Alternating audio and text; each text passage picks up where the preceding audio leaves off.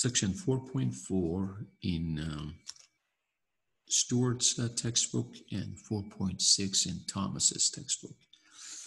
The title is Tangent Planes and Linear Approximation.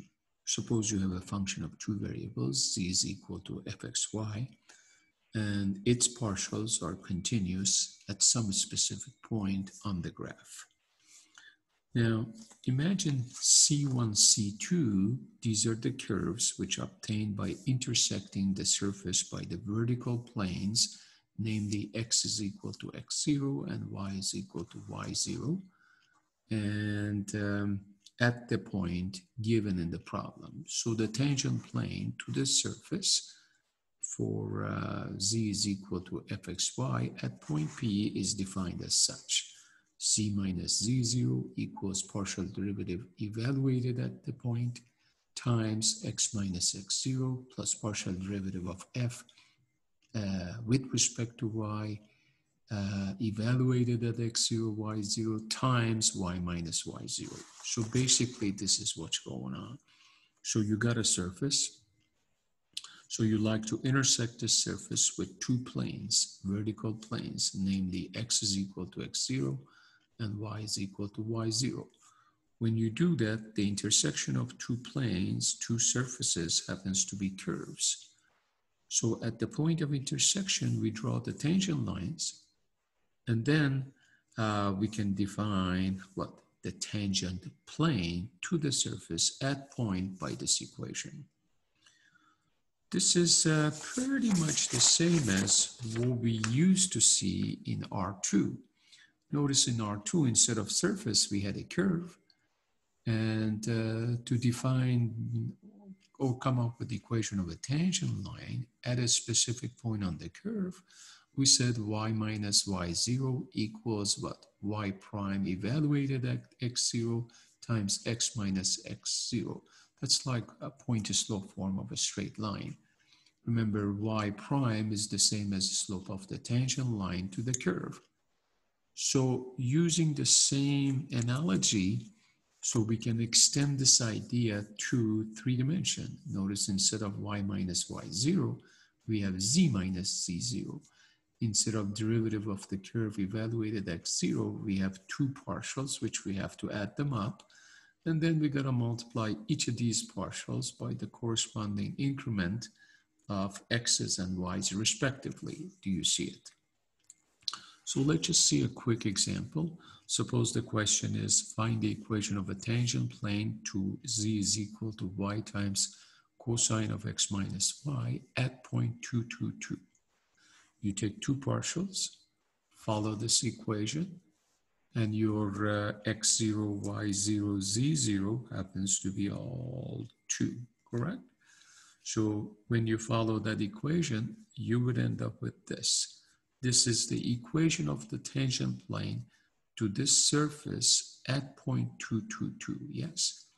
So the idea is, what do we do with this tangent, the equation of a tangent plane? Well, there is a follow-up. Using the equation of the tangent plane, which this guy, approximate the value of the original surface at point 2.01 and 1.99. Where did these numbers come from? Those are the numbers which they have to be very close to the point where you wrote the what? Tangent plane to the surface at that specific point. So you gotta be very close to 2, 2. So I chose 2.01 and 1.99. If you go back in the original equation and replace the x's with what? 2.01 and y's with 1.99. Of course, here you have to change the mode of your calculator to radians. You get what? This right here. Okay, you get 1.9896021. If you use the equation of the tangent plane to approximate that same what? The value of z evaluated at this point using the equation of the tangent plane, you get 1.99. Notice the answers, how close they are. Exact was 1.9896021. Approximated value is 1.99. Pretty good approximation. Do you see it? But the catch is you gotta choose values very close to the point where what? Where you wrote the equation of a tangent line to the surface at that specific point. The closer you are to that point, the better the approximation gets. And that kind of takes us to the next topic, which is called linear approximation or linearization of a surface. So the process of approximating a surface z is equal to fxy by the tangent plane at a specific point on the surface is called linearization of that surface. That's what the topic is. That's what the title is. So the question might come up in a problem like find a linear approximation to z is equal to natural log of x minus 3y at 0.72 comma 0 and use it to approximate the value of z at 6.92.06. Then again, how did I come up with these two numbers for x and y respectively? I chose numbers close to 7 and 2. Do you see it? Because remember, the closer the point gets to the original point on the surface, the better the approximation, correct? So what we do is kind of what? Do the linearization and using the equation of the tangent plane to a surface. And we need two partials. That's what these guys are. And then z minus z0, which is 0, 1 times x minus 1, minus 3 times y minus 2. I'm just following the equation of the tangent plane to a surface at point x0, y0, z0, which happens to be the point given in the problem. Do you see it? So anyways, this is the equation of the tangent plane. Notice the equation always, because it's an equation of a plane, comes up as a linear equation. That means the powers of x and y and z has to be 1. Now, if you substitute 6.92.06 in the original equation, which happens to be this guy, you know, the equation of the surface, this is what you end up with. So this is exact value.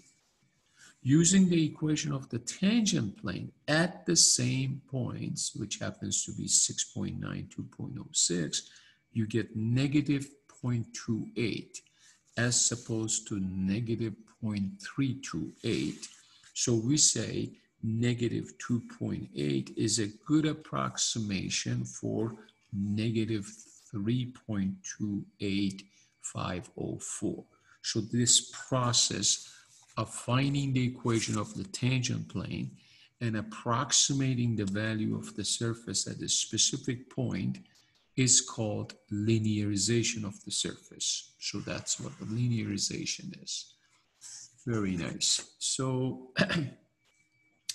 then we have what? Something called differentials. If you remember in R2, when you drew the tangent line to the curve at a specific point, and then for some reason you decided to increment the value of x by the amount of h. So to find the amount of change on the curve, which happens to be delta y, you know, it goes from here to here, that's delta y. We can approximate this change on the curve by this amount, which is known as differential. So delta y is the amount of change or increment on the curve. But dy, which is known as differential, is change on the tangent line, not on the curve. However, as you can tell, they are pretty close to each other. In other words, delta y is approximately the same as dy, and dy is equal to f prime of x0 dx. How did this part come about? Well, remember dy dx is f prime of x. If you multiply both sides by dx, pretend this is a fraction, which is not. So you get dy equals f prime of x dx. So that's basically what that was. So we say dy is the differential of y. So remember, delta y is called increment. Dy is called what? Differential. So now if you extend this idea in R3, you get delta z, which is the increment of the height of the surface, approximately equal to the differential, which is the height of the what? Change in the tangent plane, is equal to partial derivative times dx with respect to x, that is partial derivative with respect to y times dy. In case if you extend this to 4 dimension, you get, if w is a function of x, y, z, so you get what? Delta w is approximately dw, which is fx times dx, fy times dy, plus fz times dz, and all of these partials need to be evaluated at a given point, correct? So now, this is basically how the three-dimensional differential picture looks like. Notice, this guy is the surface. This is the tangent plane at some specific point. So if you increase what this specific point given on the surface, let's say this point right here. So if you increase the x and y component by delta x and delta y respectively, question is, how much change would you have in the height of the curve? So provided you have incremented x and y value by the amount of delta x and delta y, how would that affect what? The height of the surface, which is known as delta z. That's the increment, which is the change in the height of the surface. But notice that's also almost what? Similar or close to dz, which is called differential of the surface. And that's kind of like the change in height of the tangent plane, not the surface. So this guy is change on the surface. This is the amount of change of the height on the tangent plane. As you can tell, they come pretty close, depending you what? Select a point very close to the what? Given point in the problem. So once again, dz is called differential, which represents the change in height of the tangent plane. Delta z is called increment, which represents the change of height of the surface. And that happens when what?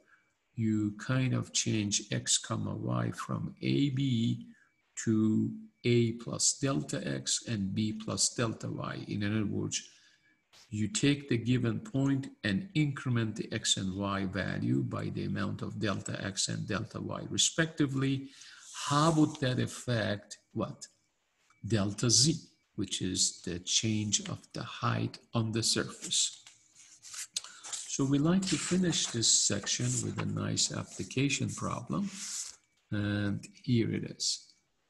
The length and the width of a rectangle are measured 30 centimeters and 20 centimeters respectively, with an error in measurement of at most 0.1 centimeter in each. In other words, the maximum error assumed to be 0.0 centimeter in measuring the length and 0.1 centimeter measuring the width. Use differentials to estimate the maximum error in the calculated area of the rectangle. So, what's given and what are we trying to find? Well, suppose x is the length, suppose width is the y. You and I, we both know area is x times y. So what's given is delta x, absolute value of delta x, is approximately the same as what? Is exactly the same as, I should say, what? Absolute value of dx, and that's less than or equal to 0.1 centimeter. Notice it says at most, that means what? It has to be less than or equal to 0.1 centimeter. absolute value of delta y is equal to absolute value of dy, and that's also less than or equal to 0.1. Remember, the magic word is at most. Now, x was measured as what? 30 centimeter, and y was measured 24 centimeter, which was the length and the width of the rectangle respectively. Sorry. So the question is, what would be the maximum of the calculated area? Well, absolute value of delta A is what? Approximately the same as absolute value of dA. Remember, this is the change of what? Of exact area. This is the approximated area. Okay, according to the formula, differential, this would be partial derivative of A with respect to x times dx, partial derivative of area with respect to y dy. And because we're trying to find maximum, so we like to know what is this less than or equal to. Partial derivative of A with respect to x is y. Partial derivative of A with respect to y is x. So this would be y dx plus what? What is this? This would be x dy. So this is supposed to read x dy. So I know the y, which is 24. I know what this guy is less than or equal to 0.1 centimeter. I know this guy is 30 centimeter. This guy is less than or equal to 0.1. Those are the errors measuring the length and the width of the rectangle. And when you do the math, this comes up less than or equal to 5.4 centimeters squared.